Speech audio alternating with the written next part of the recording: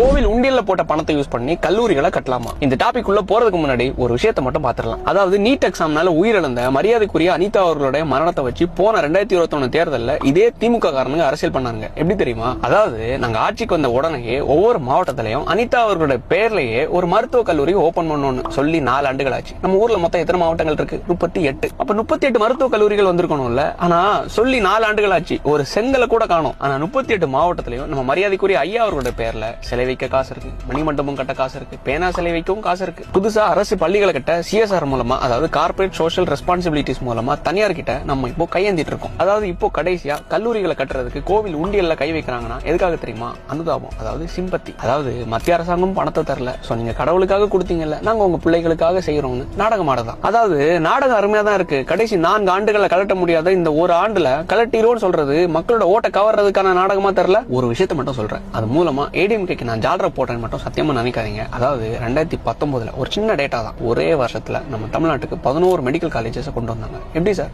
உண்டியல தொட்டா. இவங்க கிட்ட பணம் இல்லைன்னா நினைக்காதீங்க சார். அதாவது கல்லூரியை கட்டதான் பணம் இல்ல, ஆனா பரந்தூர்ல ஏர்போர்ட்டை கொண்டு வந்தே தீரணும்னு இழப்பீட வாரி இறைக்கிறதுக்கும் பணம் இருக்கு. நம்ம தமிழ்நாட்டு மக்களுக்கு சம்பந்தமே இல்லாத கார் ரேஸ் நடத்துறதுக்கும் பணம் இருக்கு, ஏர் ஷோவை நடத்துறதுக்கும் பணம் இருக்கு. கடைசியா பிள்ளைங்க படிக்கிற கல்லூரியை கட்டுறதுக்கு தான் காசு இல்ல. அதாவது மொத்தமா கோவில் உண்டியல 2 பேர் கை வைப்பாங்க. ஒன்னு யார் தெரியுமா? பூசாரி. 2வது யார் தெரியுமா? திருட்டு பையன். கடைசியா நம்ம ஐயா எங்க கொண்டு வந்து நிப்பாட்டி இருக்காரு பாருங்களேன்.